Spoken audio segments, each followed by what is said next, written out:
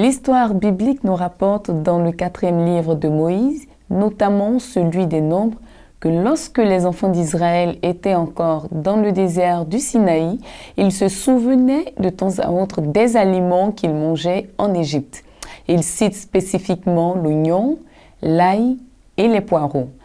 Ainsi, nous pouvons dire que l'oignon et bien d'autres végétaux avaient une place importante dans l'alimentation de ceux-ci.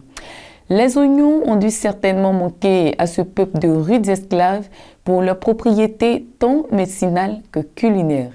Ils demeurent l'un des aliments ayant le plus grand pouvoir curatif. Madame, monsieur, bienvenue à votre magazine Capital Santé. Le thème de ce jour n'est rien d'autre que l'oignon et nous en parlerons avec le docteur Nda André. Bienvenue, docteur. Merci, madame. Nous sommes très heureux de vous recevoir chaque jour. Oui, le plaisir est partagé. Nous sommes heureux d'être là également. Comme annoncé un peu plus haut, nous parlerons d'oignon aujourd'hui. C'est un aliment qui est très utilisé en cuisine et qui a même des propriétés curatives. De ce fait, docteur, est-ce que vous pouvez nous parler un peu des qualités de cet aliment-là? Combien de vitamines est-ce qu'il contient concrètement? Bien, merci pour cette question. L'oignon contient toutes les vitamines à l'exception de la vitamine B12 et certains pensent qu'il ne contient pas du tout de vitamine A. Alors, toutes les autres vitamines sont présentes dans l'oignon, mais en très faible quantité. En dehors des vitamines, l'oignon apporte également très peu de glucides, très peu de protéines. Comme sels minéraux, il apporte surtout du potassium. La différence par rapport aux autres légumes que nous avons étudiés, c'est que l'oignon a un oligo-élément qui est très important. Ça veut dire un élément présent en très petite quantité qu'on appelle le soufre. Le soufre. Le soufre. Voilà. Okay. C'est ça qui fait la grande différence entre l'oignon et tout ce que nous avons vu jusque-là. Donc, dans l'ensemble, l'oignon a une très faible valeur nutritionnelle. Parce que c'est vrai, il y a des vitamines, mais en très petite quantité. Il y a surtout du potassium et la présence du soufre. Tous les autres éléments sont en quantité minime. Comme nous l'avons vu avec les autres éléments dans les émissions précédentes, les différents constituants de l'oignon ont chacun un rôle dans notre organisme. Alors, quels sont ces rôles qu'ils jouent dans notre corps? Les vitamines nous permettent d'être en bonne santé. Notre corps en a besoin pour fonctionner. Le potassium, qui est le principal sel apporté par l'oignon, est également important, et particulièrement dans la prévention de l'hypertension artérielle. Le soufre dont nous avons parlé est présent dans l'huile essentielle, dans l'huile qui est contenue dans l'oignon. Vu cette composition peu importante en matière de substances nutritives, l'oignon ne possède-t-il pas des substances non nutritives? L'oignon comporte de nombreuses substances non nutritives. La première sur la liste, c'est les fibres alimentaires qui ne sont pas digérées au cours de la digestion. En deuxième position, nous avons l'huile essentielle dont nous avons parlé au début et qui contient du soufre. En troisième position, l'oignon contient des enzymes. Des enzymes qui jouent un rôle important dans le fonctionnement, et particulièrement dans la facilité avec laquelle nous digérons les aliments. Il y a une autre substance non nutritive qui est appelée glucokinase. Qu'est-ce que c'est, docteur? Glucokinase, le docteur Schneider l'a appelée hormone végétale. C'est une substance qui intervient dans les fonctions curatives de l'ail. Nous allons en parler lorsque nous parlons par exemple du diabète. Nous parlerons du glucokinase. Tout à fait. Dans toutes ces substances, n'ont pas de valeur nutritive, mais elles jouent un rôle très important. Ok. Certainement que nous devons avoir plusieurs variétés d'oignons. Parce que lorsque nous allons sur le marché, tantôt on trouve des oignons de couleur violet, d'autres de couleur blanche. Alors combien de variétés d'oignons est-ce qu'on a sur le marché? Et il y en a plusieurs. Comme vous l'avez si bien dit, il y a l'oignon blanc, l'oignon rouge, l'oignon jaune, et puis les petits oignons que nous connaissons dans nos villages et qui sont beaucoup plus petits. Les échalotes? Voilà. Ce sont des oignons. Ils se distinguent par leur couleur, leur forme, leur taille. Donc, il y a plusieurs variétés d'oignons qui sont tous consommés et que nous pouvons trouver sur nos marchés. Alors, quelle est la différence entre l'oignon violet et l'oignon jaune, et même avec l'oignon blanc? Oh, c'est au niveau de la couleur, des pigments qui donnent la coloration. C'est que vous dites violette, n'est-ce pas, d'autres jaunes. Alors, l'absence de ces pigments donne la couleur blanche. Donc, c'est tout simplement ça qui fait la différence au niveau de la pigmentation. Quelle est donc la particularité de chacune de ces variétés? Est-ce qu'elles possèdent des propriétés nutritives? L'oignon violet, par exemple. C'est la même composition dans l'ensemble que nous avons évoqué. C'est vrai, beaucoup pensent que l'oignon violet, ou plutôt comme on l'appelle plutôt l'oignon rouge, aurait un peu plus de propriétés. Mais nous, lorsque nous parlons de l'oignon dans son ensemble, les propriétés sont pratiquement les mêmes. Ok. Parlons un peu de ses propriétés médicinales. Oui. Alors, est-ce que l'oignon en a? C'est oui. L'oignon en a plusieurs. Quand nous regardons les éléments non nutritifs, nous comprenons que l'oignon a beaucoup de propriétés médicinales. Et d'ailleurs, dans votre introduction, vous avez dit que, étant donné la faiblesse en éléments nutritionnels, l'oignon sûrement doit avoir des propriétés curatives. Alors, l'oignon est très intéressant par rapport aux maladies respiratoires, d'abord. Il y a beaucoup d'autres problèmes de santé que l'oignon permet de résoudre. Mais d'abord au niveau respiratoire. Des maladies telles que la bronchite, la sinusite, la pneumonie, qui sont des problèmes du système respiratoire, sont soulagés et même traités par l'oignon.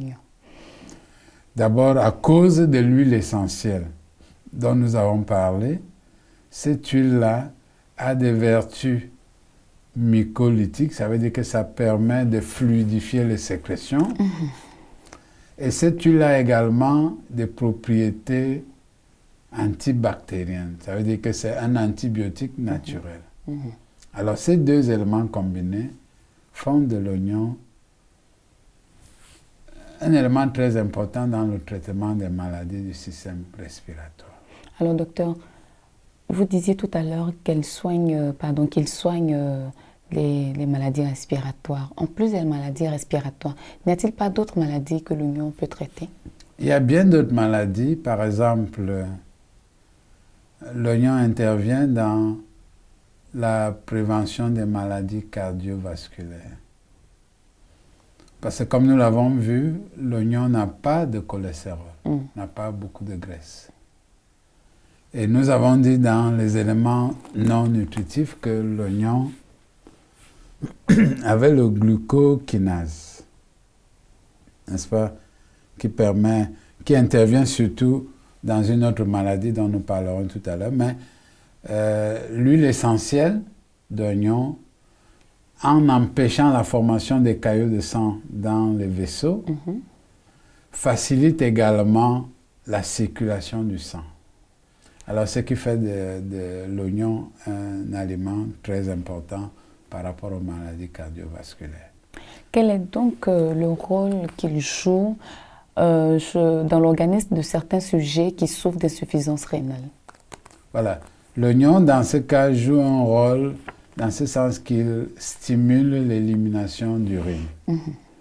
Et avec l'élimination d'urine, on élimine les déchets qui se sont formés pendant le fonctionnement du corps. En ce qui concerne le diabète? Dans le diabète, le rôle fondamental est joué par les fibres alimentaires qui sont présentes dans l'oignon et qui ralentissent l'absorption du sucre au niveau de l'intestin, et également grâce au glucokinase qui intervient en diminuant, n'est-ce pas, les quantités de sucre dans le sang. Donc, avec ces deux propriétés, ces deux éléments, l'oignon intervient dans la prise en charge du diabète. Alors, qu'en est-il de ceux qui souffrent d'affections hépatiques? Oui, également à ce niveau, l'oignon favorise le drainage du foie, n'est-ce pas, et permet d'éviter les maladies liées à l'insuffisance du fonctionnement du foie. Alors, docteur, l'oignon, lui, il agit plus sur l'appareil respiratoire. N'y a-t-il pas d'autres organes sur lesquels il agit, hormis le foie? Ah, d'accord. Nous avons par exemple l'appareil locomoteur, on vient de parler des reins, on vient de parler aussi de l'appareil respiratoire. Je veux parler en fait du cerveau. Okay. Quel impact est-ce qu'il peut avoir sur notre cerveau? Oui, l'impact, c'est que l'oignon contient quelques vitamines du complexe B qui sont, même en quantité infime, qui sont utiles pour l'équilibre nerveux. Ensuite, nous avons vu que l'oignon, à cause de cette huile essentielle qu'il contient, permet d'éviter la formation de caillots de sang partout dans l'organisme, et y compris le cerveau. Il facilite la circulation du sang au niveau du cerveau. Donc, dans ce cadre-là, l'oignon est très important pour la santé du cerveau. Alors, une recherche effectuée en Chine qui a été sponsorisée par l'Institut national du cancer aux États-Unis a démontré que ceux qui consommaient davantage l'ail et l'oignon souffraient moins d'un cancer d'estomac. Que pensez-vous de cela? Oui, il s'agit d'un fruit de recherche fait en Chine, comme vous l'avez dit, et qui le confirme. Mais alors que l'oignon préviendrait le cancer de l'estomac, on a constaté que sur d'autres types de cancers, il ne semble pas efficace. Par exemple, le cancer du sein ou le cancer du poumon. Donc, c'est le fruit de recherche et ça ne me surprend pas si l'oignon peut avoir ces propriétés-là anti-cancer. Alors, est-ce qu'on peut le consommer seul ou comme les autres légumes, il faut l'associer aussi à d'autres éléments? Nous avons vu que l'oignon est pauvre en vitamines et en d'autres substances, protéines. Alors, on ne peut pas le consommer seul. D'ailleurs, la plupart du temps, il est même utilisé un peu comme un condiment, ou une épice. C'est dans ce sens-là qu'on utilise la plupart du temps l'oignon, ce qui lui permet de bénéficier des apports des autres aliments qui lui sont combinés. Okay. Vous parliez tout à l'heure des différents éléments qu'on pouvait associer à l'oignon pour qu'il soit un peu plus riche. Et quels sont ces éléments? Oui, la plupart du temps, nous utilisons l'oignon comme condiment ou comme épice. Dans ce cadre-là, généralement, on l'associe à d'autres aliments parce que nous avons vu la composition tout à l'heure, elle n'est pas très riche, même si l'oignon contient la plupart des vitamines, mais les quantités sont très faibles. Alors, généralement, on l'associe dans les soupes et autres bouillons avec d'autres aliments, ce qui permet de compléter la valeur nutritive de l'oignon. Okay. Pour l'intérêt de nos téléspectateurs, docteur, revenez un peu sur l'oignon dans le cas de l'asthme. Oui, nous avons dit que l'oignon était un médicament très important dans le cas de l'asthme, l'asthme bronchique. Et plusieurs études démontrent que la consommation d'oignons crus et sous d'autres formes permet d'éviter une crise d'asthme. Et comment ça se passe? les substances contenues dans l'oignon, nous avons évoqué l'huile essentielle tout à l'heure. Cette substance permet de diminuer la réaction allergique. C'est-à-dire que le fait que le corps réagit à une substance, peut-être du pollen, la poussière, dans le cas de l'asthme, lorsque vous consommez de l'oignon, ça permet de réduire cette réaction allergique. Donc ça prévient donc la crise d'asthme. Également, des études montrent que la même substance présente dans les oignons, dans l'huile essentielle contenue dans l'oignon, a un effet, agit sur les centres respiratoires et permet de relâcher les bronches. Or, dans l'asthme, c'est un resserrement des bronches et c'est ce qui cause la difficulté à respirer. Alors, ces deux propriétés de l'oignon, c'est-à-dire diminuer la réaction allergique et dilater les bronches, permet donc de lutter efficacement contre l'asthme. Qu'en est-il de la sinusite? Bien, au niveau de la sinusite, il y a deux effets qui interviennent. C'est l'effet de l'huile essentielle d'oignon qui permet de fluidifier les sécrétions et de permettre leur évacuation facile. Cette propriété-là intervient dans la sinusite. Également, nous avons dit que dans cette huile essentielle d'oignon, il y a des vertus antibiotiques. Et ça également, ça aide à lutter non seulement contre la sinusite, mais également contre les autres affections respiratoires telles que la bronchite ou la pneumonie. C'est pour ça que l'oignon est un aliment très important par rapport à la sphère respiratoire.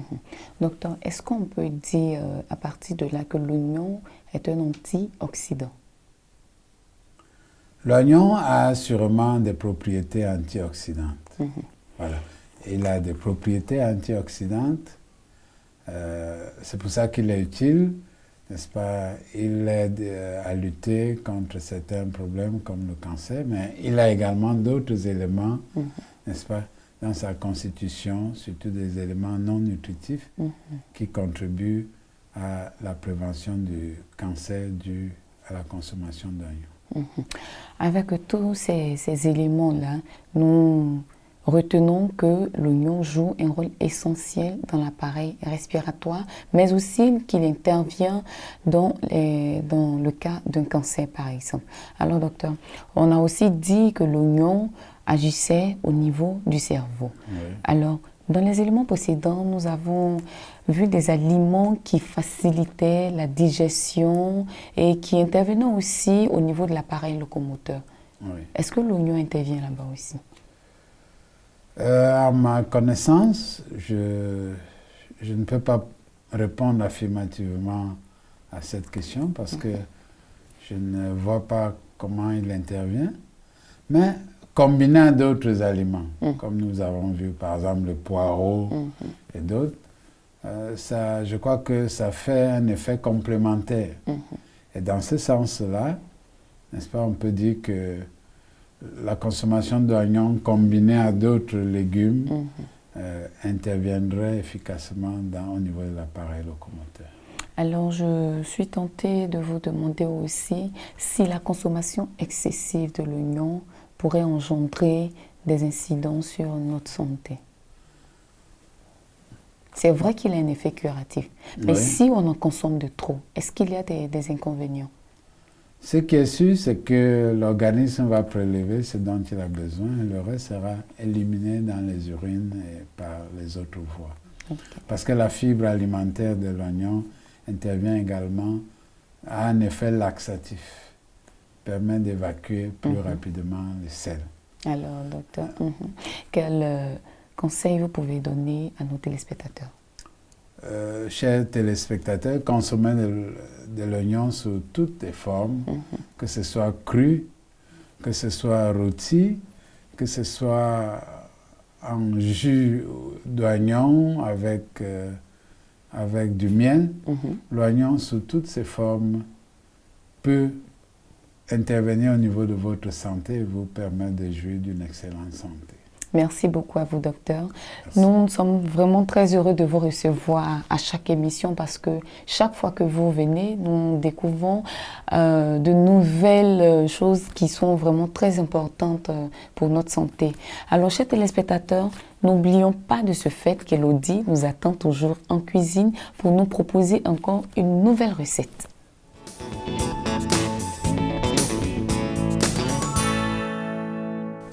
Comme d'habitude, nous nous retrouvons encore une fois avec Elodie en cuisine.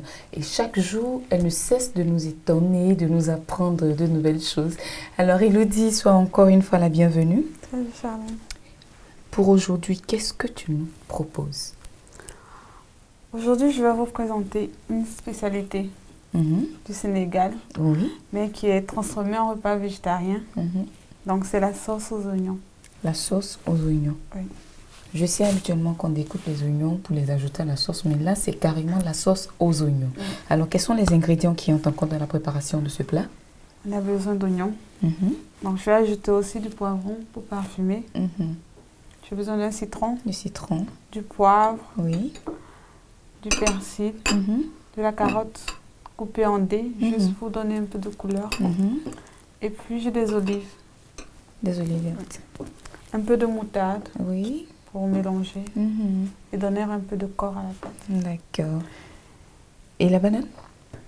Donc, je vais accompagner tout ceci de banane et la banane sera bouillie Ok. à de l'eau. D'accord. Alors, on commence tout de suite alors. Donc, on va commencer par couper les oignons. Donc, n'oublions pas que les oignons ont été déjà nettoyés, lavés. Je vais les couper en petits morceaux encore parce que pour faciliter la cuisson. D'accord.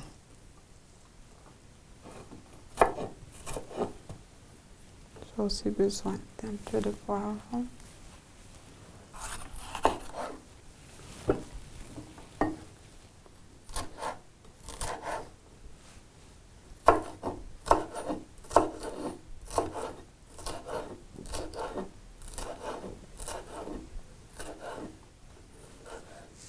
Ok.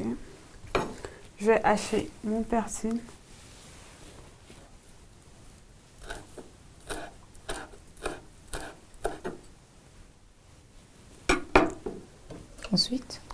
Ensuite, je vais renverser tout ce que j'ai découpé dans mon saladier.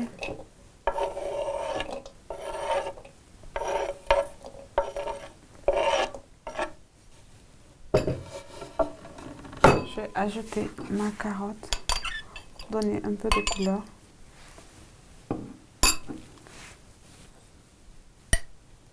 Un peu de moutarde. Cuillère à moutarde. Un peu de poivre. Et un peu de sel.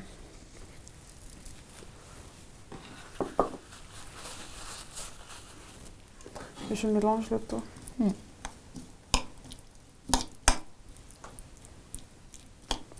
Ensuite, je vais ajouter mon citron. Donc le citron va servir d'eau. Il va permettre à l'oignon de rendre un peu de jus. Parce que l'oignon contient de l'eau, mais il faut l'aider à ressortir le jus. Donc le citron va permettre à l'oignon de rendre son jus. Donc juste un peu, même pas que ce soit trop acide. Et là, on va laisser reposer pendant quelques minutes. Et pendant ce temps, on va faire bouillir notre banane. D'accord.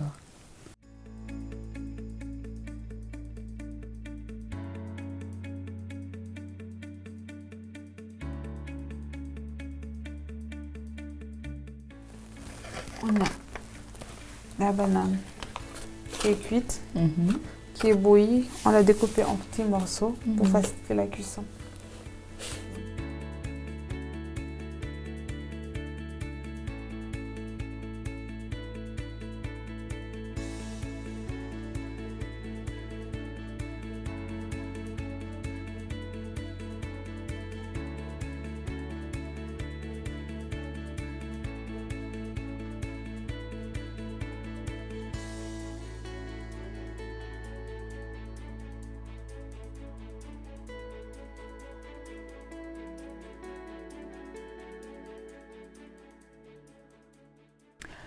En attendant que notre repas soit prêt, je vous donne quelques petits conseils pratiques par rapport à l'oignon.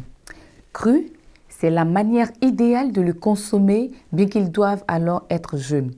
En le lavant quelques minutes sous l'eau, en l'assaisonnant aussi de citron, nous en atténuerons un peu le goût piquant. Les personnes souffrant d'un ulcère gastrique doivent consommer les oignons bouillis ou braisés. Bouillis dans de l'eau, son goût piquant disparaît et il est beaucoup mieux toléré, mais ses effets médicaux diminuent aussi. Le temps d'ébullition doit être très court, moins d'1 minute, et il faut aussi en prendre le bouillon. Braisé, il est très savoureux, mais plus il est cuit, moins il a d'effets médicaux. Le sirop d'oignon, il faut faire bouillir plusieurs oignons découpés en lamelles après les avoir pilés pour former une pâte. Il faut ajouter quelques cuillerées de miel ou de sucre roux. Et enfin, on peut aussi obtenir de l'eau à partir de l'oignon. Elle est obtenue en faisant macérer un oignon cru coupé en morceaux dans un verre d'eau pendant quelques heures. La sauce aux oignons, on a les olives, les différents éléments qui ont servi la préparation. Ouais. Très belle couleur. Merci. Un véritable cordon bleu, comme on le dit.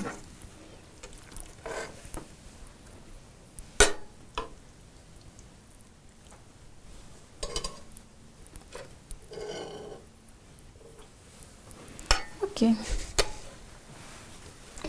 Je vous invite donc à déguster la sauce aux oignons accompagnée de la banane bouillie.